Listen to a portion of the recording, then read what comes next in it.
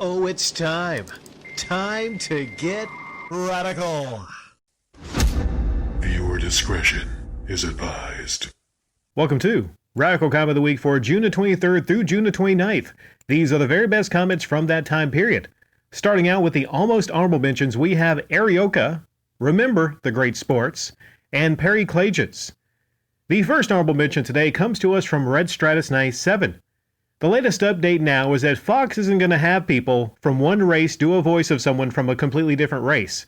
So white people on the show can only do white people, and black people can only do black people, and so on. So if they do decide to do more episodes with the Pooh on The Simpsons, they will be voiced by an Indian from now on.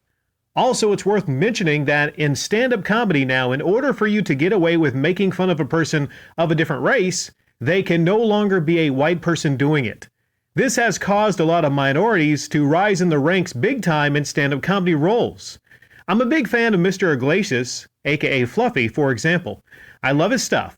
But what makes him funny to me is his hilarious depiction of certain races and cultures. He even makes fun of his own a ton.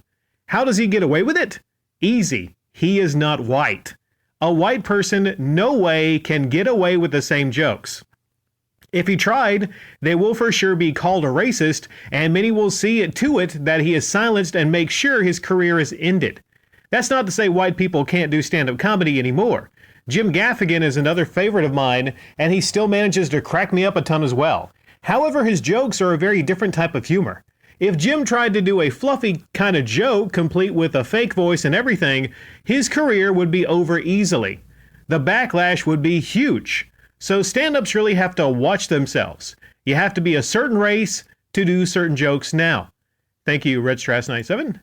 Next honorable mention comes to us from Afro Gamer Dude. You actually picked me for comment of the day back in the heyday when I discussed my opinion on these Funko Pops. I still stand by what I said. I think they are so dumb. They look lame and samey, and worst of all, they are so poorly designed that they don't even stand up on their own when unboxed. They are literally only good for keeping in a box, for collecting. No kid would want to play with these goofy-looking figures. I may have collected a couple hundred amiibo figures, but at least those stand up and look very detailed and varied in my opinion. I'm actually in a relationship right now, and am moving in together into a house in 6 weeks. Congratulations. I'm hoping there is just enough space to store my giant collection. There will be a sizable unused bedroom in the basement that my girlfriend says that I can use solely for the collection. Without being asked, I'm already doing paperwork to downsize on stuff that I would consider more expendable, such as old DVD copies of movies and shows that I have Blu-ray copies of. My girlfriend is very supporting of my collecting, and she has said it is kind of a turn-on, unbelievably, but even so, I want to lighten the load, at least to the point of getting rid of things that won't add value to my life again, like the DVDs I mentioned. This Funko guy. I can only imagine what a room of thousands of Funkos would look like, and that's if all the boxes fit into one room. I wouldn't want my collection to consume my home. I want the living room / kitchen to be adult-oriented. And while Funkos plain and simply don't add value to a person's life, I feel video games, books, movies, board games, Legos, all these things I feel do in the sense they have a function. I can understand the wife's side of things. Ultimatums can often be unreasonable, but in this case, I don't think it's unreasonable on her part. Thank you, Afro Gamer Dude. And the last honorable mention comes to us from Wet Brees. The Simpsons show was extremely anti-racism. Apu was one of the most likable characters in the show, and imagine if he had no accent and yellow people, skin, and said all the same catchphrases. You would think he's the lamest, most forgettable character. Man, it was like Matt Groening felt a calling to address negative misunderstanding between cultures in this country, and his show was all about seeing the complete character that every person is rather than stereotypes that are on the surface. Such a shame that the younger generation wants to tear this concept down now. No matter how far they take this anti-white movement, as a white boy, will never be ashamed of who I am. Also, just to point out that proof of the show depicting nothing but good moral lessons and values. How about alcoholism with one of my favorite characters, Barney? The man was a misunderstood sweetheart who could never live up to his potential because of his vice to alcohol. But he was a good-natured and good friend. Almost like the show was trying to say, hey, Don't write off every drunk as a selfish idiot loser, but let's be honest and admit that alcoholism brings pain to those who fall to it and their loved ones. Bleeding Gums Murphy, Scottish Willie. All virtuous characters with extreme culture stereotypes. I think the show woke up a lot of white Americans up and allowed them to accept other cultures in this country. Meanwhile, the evils of the world were not treated so nicely. Mr. Burns was a Scrooge-type greedy character who was always stressed out and angry, except for when he would occasionally abandon his greed and find glimpses of happiness. Or Sideshow Bob, the psychopath shown as a dangerous person. Man, it's like the show got everything right and was honest about appearances on the surface, and now we have certain political ideologies that point at the show and demonize it. I think the leaders of this movement are self-aware and know that the show is fair and good. It sees people that want to keep racism alive so they can divide and conquer this nation. They are the greedy ones that want to hold positions of power driven by greed at the expense of society's happiness/cohesiveness. This was a great topic to bring up, Rick. On a conversation channel that gets a lot of ideas flowing in the comment section, this is a good thing to bring up and talk about. Thank you, Wet Brees. Now, moving right along into the medal ceremony, the Shiny Bronze Medal goes to Art Bell. Live stream careerist rant. They live off super chats, and at the lower level, it looks bad. Sad to my eyes to see someone talking to a webcam as he is looking and hoping and waiting for the next paid message to show up, even for 2 hours. To do this every weekday for years is an odd choice. Seeing the person flop, sweat, and hope, it's tense for the viewer to play dad and pay to keep the show going. I got a rare peek as to what happens if you follow the #1 YouTuber PewDiePie, but are not a game channel or prepared for 3,000 people and 25,000 views on your video. A guy was up next after a PewDiePie live stream for a few days running, and this older guy on YouTube for 11 years, he really started acting like a children's entertainer. Wild body language, animation, his voice, eyes, and face was cartoonish in a beat-em-ups way. He made 300 in chat money day one, but the next day he was looking without looking for paid chats from the corner of his eyes, hoping for a rerun. He pretended not to care, but he did care. He said both days he doesn't want Pew's audience, but it did not convince me at all. His shows went from 2.5 hours to 1.5 hours by day 3, with lower money coming in. He ends shows an hour sooner now. It's like a woman spoiled with costly first date. She expects that weekend in Hawaii from all the future first dates. Countless people have died trying to be famous. He belly flopped. So he said it was right after PewDiePie, so I guess he got a lot of views because of that. I've seen that a lot. Grown men. To me, there's nothing sadder than grown men on a platform with the big bug eyes in their thumbnails. You know who I'm talking about, with the big bug eyes and the thumbnails, with the mouths wide open. Grown men! For fuck's sake, grown men! Have some shame. Please have some shame.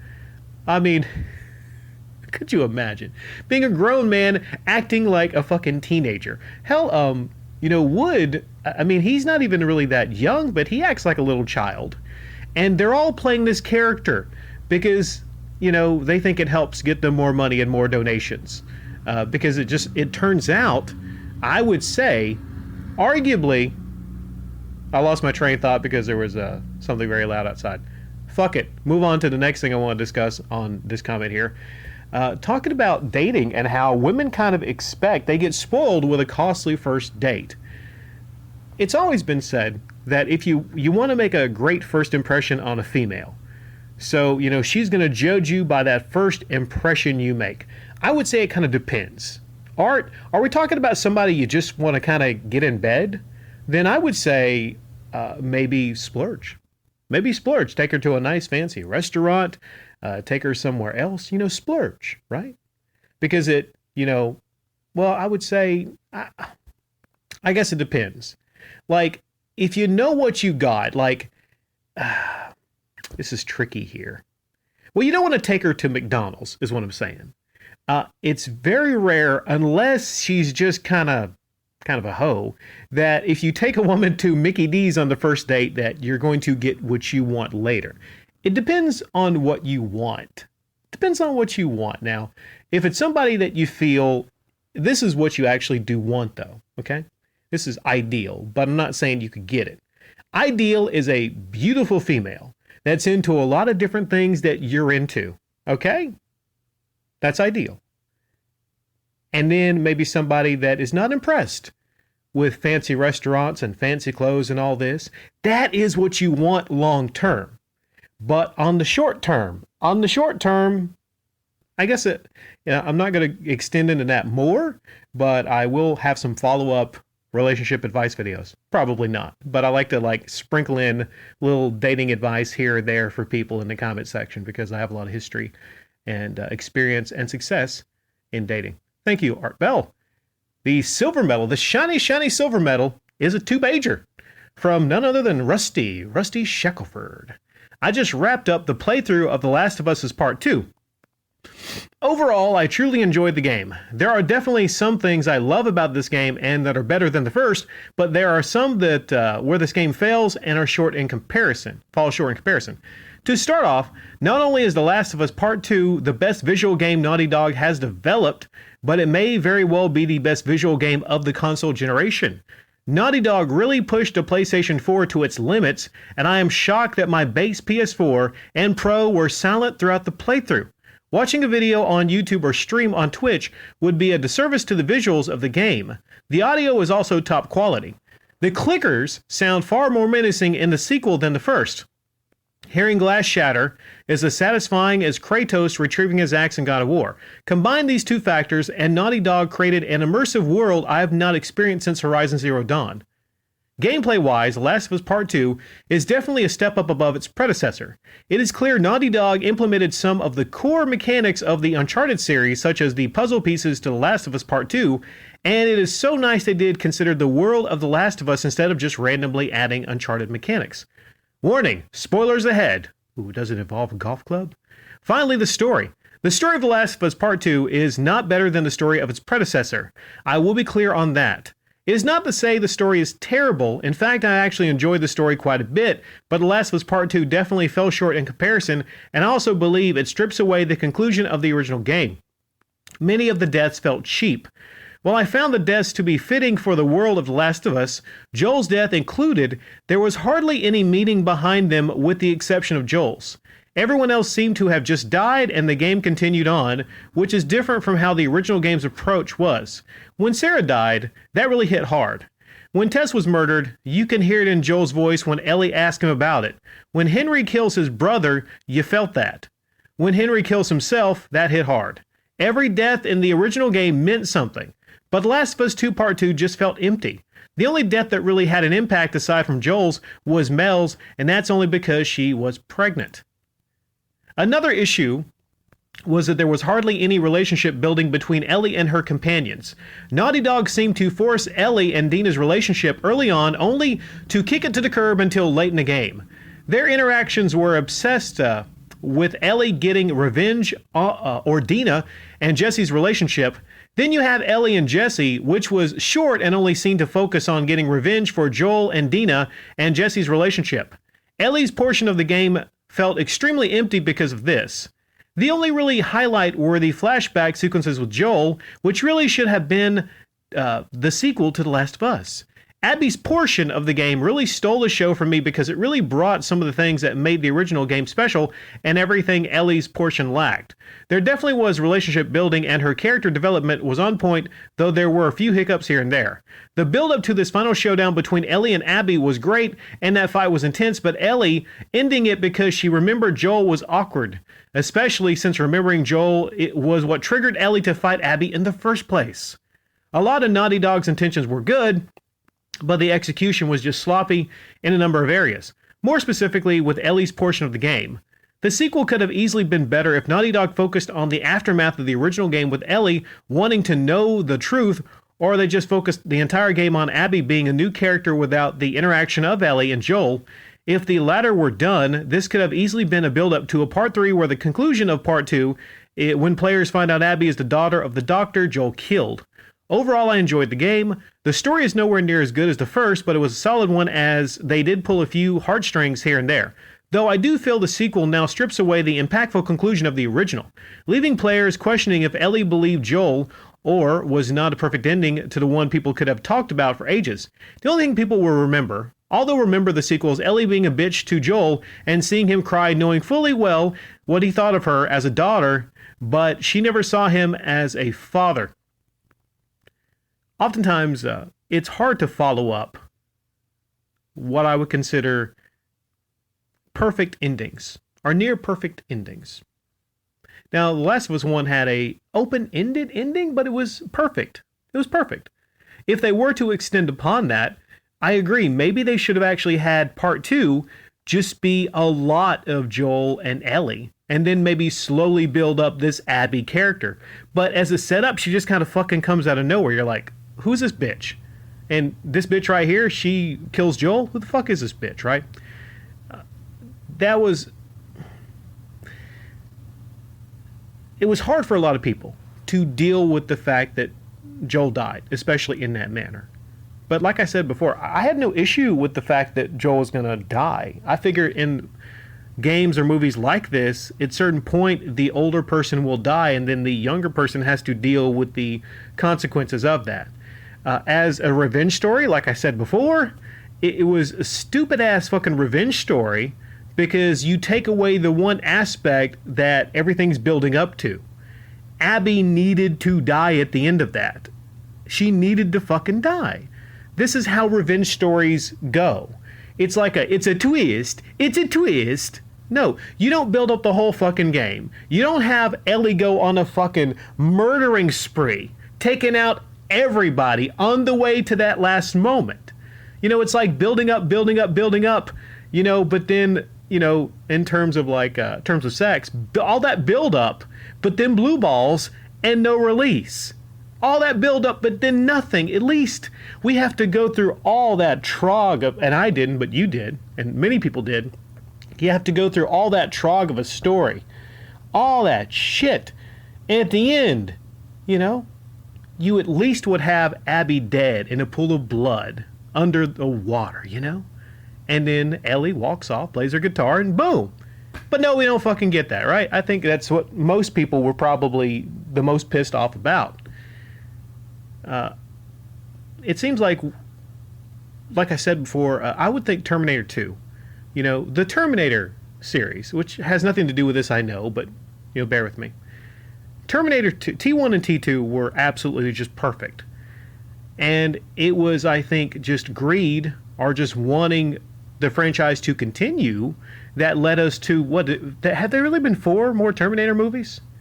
I mean, fuck, like sometimes you need to leave well enough alone. If you don't know how to really continue the story and make it really good, leave well enough alone. Now, graphically, yeah, it looks like it might be the best game of the generation. It looks amazing. And you bring up certain things since you played it about the sound design and the clickers, noises, and how many things were improved upon. What's frustrating is it's a Naughty Dog game, and it has all the markings of a great Naughty Dog game, but, you know, the story, and I have experienced the story, I watched the story all the way through in a playthrough, the story to me is just shit. It had potential, but it's just shit.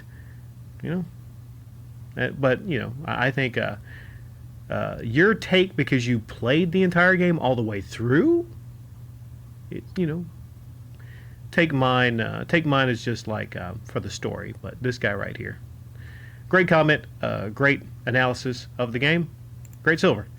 But now we get to the gold medal. The shiny, shiny gold comes to us from Haddamton Rose. I've never heard anyone here complain about monetization. Monetization is money from advertisers, not money from fans, aka viewers. People used to say 10K subs was when you could quit your job and focus on YouTube. Really? People said that? 10K? Oh, yeah. Yeah, 5 more K, buddy. That's what I'm not fucking doing that. But they got greedy when Patreon came around. They want to be paid more than what they're honestly worth. Most YouTubers aren't worth minimum wage if we're being honest. They sit in front or behind their cameras in their bedrooms and talk about shit that in the long run doesn't matter. But they think they deserve more. People like Drew, Nintendo Drew, try to say he puts hours into editing, but then puts the same crap everyone else is doing out in the same quality. I wish more YouTubers were honest with how long it actually takes them to do things. MMPR Toys actually made an entire other channel divided as one just to show how much work and effort goes into their stop motion animations. VLDL shows how much work goes into their skits with behind the scenes videos on Instagram. And they both put out way more content than any of the people I ever hear being talked about here. RGT, Angry Joe, Drew, any of the Metal Army with 3, 4, or 5 videos a week. When I did my lazy e-beggar purge from my subs, I thought I unsubbed from Drew. Then months and months later, his lazy sponsored and Patreon paid for video about how video game subscription boxes are worth the price. But everyone else who isn't sponsored by then will do opening of the same subscription and show how their service is a huge ripoff. So his laziness saved him a subscriber for a few months. Oh, you don't know how much work it takes to what? Make a bloody unboxing video? How about how long the video is, plus 30 to 40 minutes, depending on how much you suck at talking. Make a review? However long it takes to watch or play the thing, plus how long the video is, and about an hour or two depending on how much you suck at talking. And that's only if you're showing your mug on camera. It takes less time if you're just using your voice, unless your videos actually show something besides you sitting or gameplay footage. It shouldn't take you more than 4 hours to do a video, unless you really, and I'm talking monkeys with a keyboard, suck at this hobby. So let's do the math. Even if you work a regular job, that's 8 hours of work, and let's give this tuber a full night's sleep. 8 hours. Okay, that still gives them 8 hours a day to make something that shouldn't take more than 4 at the most. How the hell do people fall for that BS that it takes so long to do it? They don't even have jobs, so besides a full night's sleep, these people got 16 hours a day to make content that doesn't take longer than 4 to make. They're just lazy bastards that want to be paid big bucks for poor quality work.